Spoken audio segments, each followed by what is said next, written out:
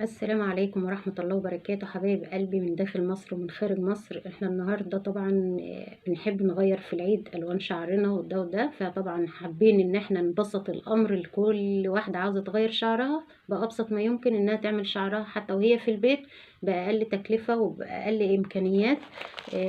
واحنا الفيديو اللي فات كان سلسلة تعلم ازاي نصبغ شعرنا أو كل أسرار الكوافيرة. بعملها لكم كسلسلة كده كاملة للتعلم.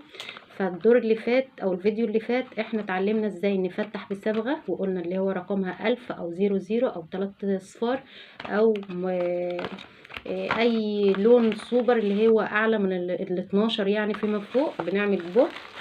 فطبعا النهاردة هنفتح ببودرة واكسجين عشان برضك اللي بيحبهم يفتحوا ببودرة واكسجين. يبقى احنا عملنا فيديو ان احنا فتحنا الشعر بعدم ضرر للشعراية بصبغة، والنهاردة ان شاء الله نعمل لون جميل. وبس الاول هنفتح الشعر ببودرة واكسجين، والامكانيات بتاعتنا ادى البودرة بتاعتنا بلوب، تمام.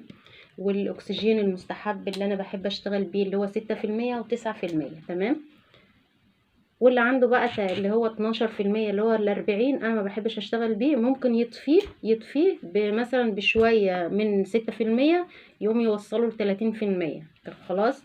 فاللي عنده برضك يعني مش بنقول بقى اشتروا وكلفوا نفسكم، احنا بنقول بأقل التكاليف. اهم حاجة اللون بعد التفتيح ايه اللي هيكون ان شاء الله. استنوا معايا وشوفوا المفاجأة واللون الجديد، ولون جميل جدا جدا، وبرضك بعدم ان احنا نتلف الشعراية او نضرها. ومعايا واحدة واحدة وننزل كده بالكاميرا ونشوف كده مع بعض. وهنسمي بسم الله الرحمن الرحيم الطبق والفرشة. طبعا كل حاجة بنستخدمها واضحة قدامكم، طبق وفرشة والبودرة والأكسجين. خلاص احنا مادام هنفتح يبقى أكسجين اللي هو 9% اللي هو 30. هنيجي بقى وناخد شوية مقدار بودرة. كل مكيال بودرة هتقولي أنا ما عنديش المكيال، هي في اللي هي المعالق المعيارية، هي دي المكيال. ممكن تشتري المعالق المعيارية وتعايري بيها. فطبعا دي علشان خصلة اهي شعر اسود زي ما احنا شايفين، اسود اسود يعني. هناخد على قد الخصلة، لكن احنا بقى لو في الطبيعي شعرنا كل مكيال بودرة بناخد قصاده مكيالين اكسجين. كل مكيال بودرة بناخد قصاده مكيالين اكسجين. لكن انا طبعا مش هاخد مكيال لان دي خصلة بسيطة، فممكن يبقى نص مكيال مثلا اهوت زي ما احنا شايفين، يعتبر نص مكيال لان على قد الخصلة اللي في ايدي. لكن انا مش بعمل شعر على كلاين او عميلة قدامي. خلاص هنيجي ناخد، انا طبعا مش هعاير لان انا عارفة بالويم، لكن انت عايري كمبتدئ عايري. هناخد قصاد النص مكيال ده يعني قده مكيال بقى اكسجين. يعني فرضا احنا خدنا مكيال بودرة هيبقى قصاده مكيالين اكسجين، لكن انا واخده نص مكيال هيبقى قصاده مكيال. فانا طبعا عشان انا عارفه المعيار انا هعمل انا من ايدي معيار اهوت، لكن انت عايري. هنقلبها بس وارجع لكم عشان ما اطولش عليكم في الفيديو. زي ما احنا شايفين انا قلبته تقليب كويس. ده يعني شوف السمك بتاعه، يعني لا خفيف قوي ولا تقيل قوي. لو تقيل قوي يبقى هنخفه شويه بشويه اكسجين. لو خفيف نزود البودره شويه، تمام. هو ده السمك ده كويس قوي قوي بنجيب. لكن انا مش بشتغل على كلاين زي ما انا بقول لكم، دي خصله قدامي فانا هجيب ورق حراري. لكن انت مش هتحطي الشعر في ورق حراري، هتمسكيه خصله خصله. وانا هعلمك ازاي برضك في فيديو خاص كده على شعر مثلا بنوتي ازاي تحطي، بس طبعا مش هصبغ لها شعرها بس هوريك الامكانيه ازاي. خلاص دي خصله هي زي ما احنا شايفين، وهنيجي نفتحها بالبودره والاكسجين. احنا مثلا هنعملها من فوق، هي معموله بخيط لبني اهوت، وفي نفس الوقت زي ما احنا شايفين خصله سمره سمره يعني شعر اسود اهوت. وهنقفلها بس من فوق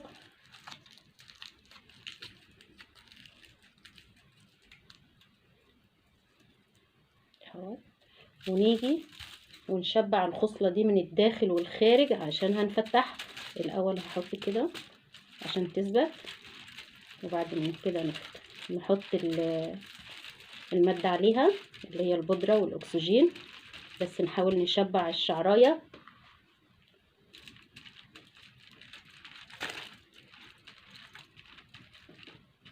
اهو زي ما احنا شايفين كده. وهنحطها ايه مدة مدة 30 دقيقة او اقل، وكل شوية نشوف الشعر لغاية ما يفتح معانا، وهقول لكم درجة التفتيح بتاعته هتوصل لكام علشان نعمل اللون اللي هو القنبلة. خلاص اهو زي ما احنا شايفين كده، وهنقفل على الخصلة بتاعتنا وننتظر لما تتفتح. لكن احنا مش هنعمل ده في الشعر بتاعنا، انا حطاه هنا علشان اقفل عليه علشان تسخن، لان دي خصلة مش شعر مثلا على كلاين والدم بيتدفق ان هو بيسخنه وان هو يلقط بسرعة. فانا بس الفكرة ان احنا قافلين في ورق حراري، وممكن استعين بالاستشوار ان انا اسخنه، لان دي خصلة شعر يعني مش متوصلة لجذور انها الدم بيتدفق وانها حية زي ما بنقول. فطبعا لكن على الشعر بنحط التوزيع مباشر على الشعر، وفي نفس الوقت بنسيبه المدة اللي هي المتاحة من 30 ل 45 دقيقة. في شعر بيغيب شوية في التفتيح، وفي شعر بيلقط بسرعة. بس ايه بقى لو احنا هنشتغل على الشعر، لكن انا مش عاملة الحكاية دي في اللي انا بعمله. اهم حاجة الحماية دي للشعر. البودرة طبعا مهما كانت يعني ممكن تكون يعني حامية على الشعرية شوية. هنعمل ايه؟ هنعمل حماية اللي هو لو عندنا جليسرين بناخد قيمة نقطتين جليسرين ونحطها على ده واحنا بنقلبه، يا اما زيت بديل الزيت اللي هو اي بديل زيت، وبنحط برضك منه كمية بسيطة ان احنا بنعمل حماية للشعراية من البودرة.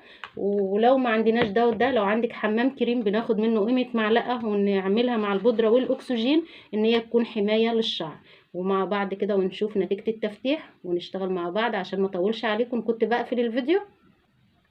طبعا حبايب قلبي كل شويه برضك نفتح كده على الخصله ونبص عليها، هي فعلا بتغير بس لسه ما وصلناش للون اللي احنا عاوزينه. لكن انت برضك تلبسي جوانت في ايدك. لكن ان كنت بدات الفيديو ما لبستش جوانتي عادي بالنسبه لي، لكن انت في البيت بقى تلبسي فوقايه كده في ايدك الجوانت. تمام اهو لبسناه عشان برضك نبقى ماشيين معاكم واحده واحده. وفي نفس الوقت عملية القصر احنا بنسميه يا سحب لون يا قصر يا تفتيح، يعني سوى الثلاث حالات. كل شوية انا هقفل عليها تاني ونشوف مع بعض ونتابع. فسوى الثلاث مراحل عملية قصر او سحب او تفتيح المسمى واحد. في نفس الوقت ساعة ما الشعراية تفتح للدرجة اللي احنا عاوزينها، لان مستوى الصبغة درجات في التفتيح. يعني عندنا ممكن تفتيح رقم 5 ان يمشي معاه بنيات غامقة. تفتيح رقم 7 يعني من 7 واحنا طالعين، يعني مثلا في الاشقرات، يعني حابين اشقرات يبقى احنا هنفتح من 7 في درجة 8 في درجة 9 في درجة 10 اللي هي التلج والحاجات اللي هي السوبر العالية شوية في الالوان. بنفتح لها القصر ده بنسحبه ممكن على مرتين. يعني ايه على مرتين؟ يعني مثلا وصلت للون معين بقى خلاص بعد المدة اللي احنا عطيناها لها اللي هي ال 30 او ال 45 دقيقة، يبقى معنى كده خلاص. لان المادة دي يعني بتتفاعل في اول ربع ساعة، وبعد من كده خلاص.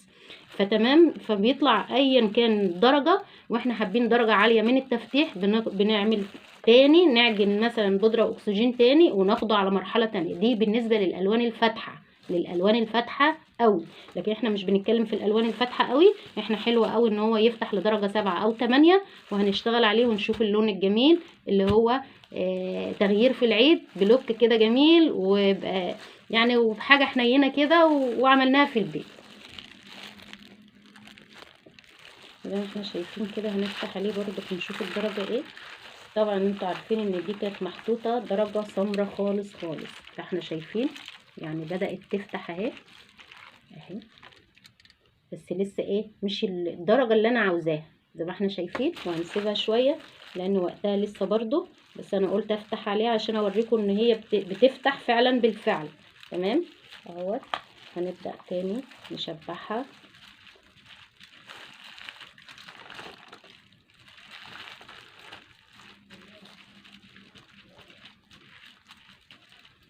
ونشوف مع بعض ان شاء الله.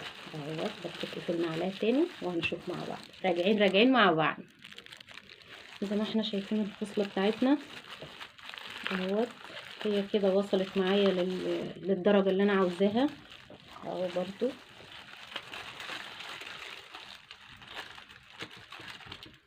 تمام، هي يمكن باينه حمراء قدامكم لكن هي مش حمراء، هي اورانج يعني بمعنى الكلمه. هنغسل قدامكم علشان برضو خطوة خطوة لحد يشكك ان انا رحت غيرت الخصلة او عملت او سويت. اهوت. هناخد الخصلة بتاعتنا ونغسلها.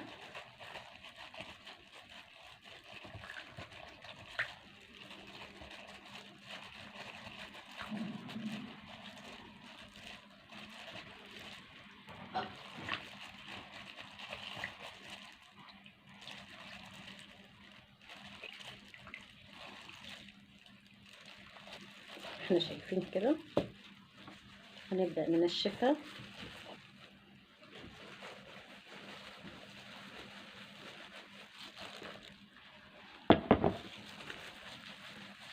هبدأ نشف الخصلة.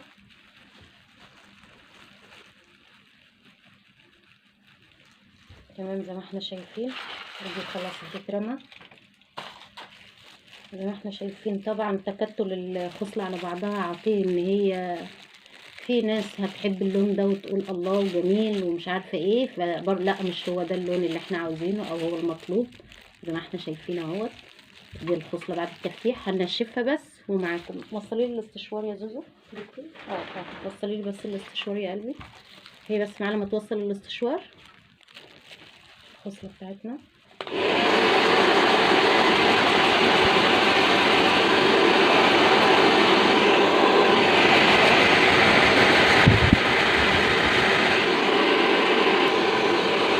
قفلت عشان صوت الاستشوار. انا كنت قفلت عشان صوت الاستشوار، لكن الخصله لسه بنشف فيها اهيت في ايدي. تمام زي ما احنا شايفين كده. هي دي الدرجه او اللون القصر او السحب اللي احنا عملناه. في ناس هتحب الدرجه لكن هو مقرنج، واللي هيقضي على القرنجه احنا كتوفيرات حاجه اسمها مصححات، اللي هو الاخضر ده مصحح والازرق وفي بنفسجي. 3 الوانات مصححات بتتغلب على لون القرنجه، او ان كان فيها سنه حمار او ان كانت صفرة قوي برضو. يعني ال3 الوان هم مش الوان، هم اسمهم مصححات، ما بيبقاش عليهم ارقام، مكتوب عليهم بلو اللي هو الازرق او جرين اللي هو الاخضر او اللي هو اللون البنفسجي. ال3 دول مصححات وهقول لكم استخدامهم ازاي. هنيجي بقى نجيب الطبق بتاعنا ونشوف اللون اللي احنا عاوزين نعمله. اقفل بس معاه منشف. انا بصراحه اقلع الجوانت عشان اعرف اتحكم، لكن طبعا لو كلاين تحت ايدي لازم الجوانت والرسميات علشان الحفاظ على ايدينا. لكن انا بصوا الجو حر وانا اتخنقت ودي خصله، يعني مش شرط بقى الجوانت، لكن انتي برضو حفاظا على ايدك لازم تلبسي كلافز. تمام. هنيجي بقى للون الجميل بتاعنا اللي هو ايه 7/1. طبعا القصر وصل او السحب وصل لدرجة 7، هنشتغل ب7/1 او 8/1. تمام. الناس بقى اللي عندها شيب مش هيفضل ان احنا كعبوة واحدة اللي هي 7/1، لازم لون اساسي. لون اساسي ده يعني ايه؟ انا علشان ما برجلكوش او اتوهكم في حتة تانية، انا هتكلم عن الموضوع ده لاصحاب الشعر الابيض لما يحبوا يصبغوا بنفس الدرجة اللي احنا هنعملها. احنا هنيجي ناخد طبعا لو شعر للكتف هناخد 3/4 عبوة. طبعا لو شعر طويل يبقى هناخد يوتيوب، او ممكن نستغل يوتيوب ونص على حسب كثافة الشعر وطوله. لكن دي خصلة انا هاخد حبة صغيرين. يعني بصوا لو 3 ده ما يعادل مرة بالاكسجين. يعني لو خدنا يوتيوب 1.5 بيبقى مكتوب على الصبغة ان كان الاكسجين يعني قدها مرة او مرتين او 1.5. تمام. فاحنا هناخد على قد الخصلة اللي احنا هنعملها اهو. تمام كده. هنيجي بقى نحط عليها ايه مصحح. احنا هنا في قرنجة، لو في قرنجة يبقى مصحح ازرق اللي هو بلو. هناخد حتة. شايفين انا طبعا عاملة على قد الخصلة. انا قلت لكم لو شعر للكتف هنعمل 3/4 يوتيوب، يعني انبوبة هو بيبقى عليها التعداد زي ما انا قلت لكم في الفيديو اللي فات اهو. ده ربع كده، نص كده، 3/4 كده، كامل. يبقى كده اليوتيوب كامل خلاص. لكن انا واخده على قد الخصله زي ما احنا شايفين. وده اشقر رمادي، اللون اللي احنا استغليناه اللي هو 7/1 ده اشقر رمادي. هناخد حته زي بصوا الحمصه، بس طبعا لو شعر هناخد حته زي العقله كده. تمام. مش هنكتر منه لانه ممكن يقلب الالوان خالص. هناخد قبل ما نحط الاكسجين مادام حاطه مصحح او ضايفه لون على لون لازم تدمجيه كويس، لازم تدمجيه كويس. هنيجي قد الكميه مره ونص، هنحط مره ونص. لو حابه اللون غامق يبقى هتستعمل اكسجين 20، حابه اللون فاتح هتستخدم اكسجين 30 اللي هو 9%. فانا حابه اللون فاتح، اشقر فاتح اهوت. اعتبرنا ان ده شعر وخدنا مره ونص، تمام؟ يعني ان انا واخده يوتيوب وحاطه عليه اكسجين مره ونص زي ما احنا شايفين. وهدمجه وارجع لكم عشان برضو ما نطولش على بعض في الفيديو. زي ما احنا شايفين دوبته كويس، قلبتها كويس. اهم حاجه تقليبه كويس، واللي في الفرشه لازم يندمج كويس. نيجي بقى نجيب ورقه فويل. احنا قلنا دي علشان انا بعمل خصله، لكن انت على الشعر هتصبغه على طول. هتوزعي الشعر على 4 تربع كده وتشتغلي انت على طول، لكن انا عشان دي خصله اهوت. هناخد ونشبع برضو الشعر اهو.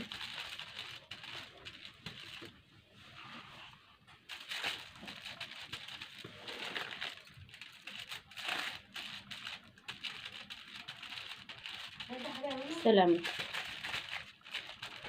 اهو. ده اشقر رمادي اللي هو 7:1.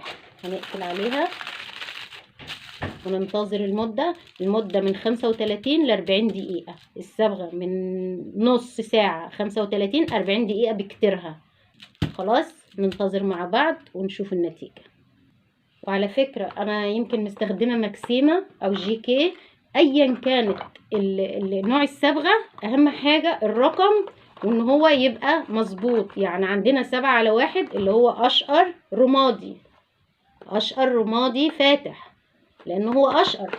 سوى مثلا صبغه غرنيه او باليت او ايا كان برضك اشقرات، بتبقى اشقرات رماديه. خلاص يعني ايا كان نوع الصبغه، ما تقفيش على حد تقولي ده هي شغاله انا شفتها شغاله بلون معين او صبغه معينه. لا، اهم حاجه الرقم واللي مكتوب تحت الرقم او الكتالوج. شوفي الرقم اللي انت حباه. خلاص يا قلبي، حباه فاتح قلنا باكسجين 30، حباه غامق يبقى اكسجين 20. ففي تلك الحالات هنشوف الدرجة مع بعض. والالوان العيد، الالوان الجميلة، الوان كده ان شاء الله تتهني وتسعدي يا رب كده. ويا رب كده يا رب اللي يحط لي اللايك ربنا يسعد قلبه ويناوله الفرحة اللي بيتمناها. اللهم ارزقنا وارزقكم جميعا. بحبكم في الله. بالله عليكم تشجعوني، بالله عليكم انا لسه يعني مبتدئه، وتشجعوني زي ما بفيدكم. ربنا يا رب يكرمنا جميعا. فيا ريت يا ريت تشجعوني مع بعضنا. بعد ما حطيناه المده المناسبه ليه او زي ما احنا شايفين، انت هتبقى شايفاه غامق لكن هو مش غامق. تمام مع بعض اهوت وقدام الكاميرا. هنغسل اللون.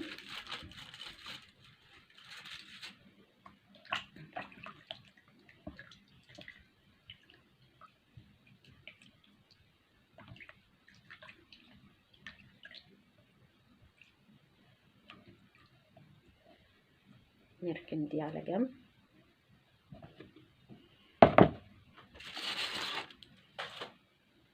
ننشفها.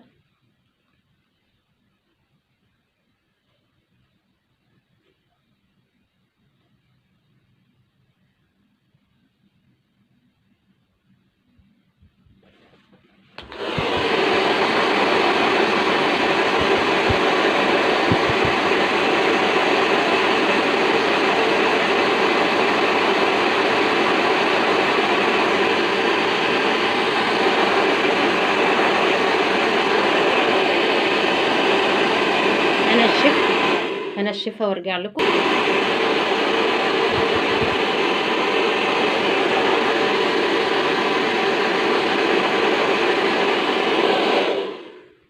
زي ما احنا شايفين الخصلة.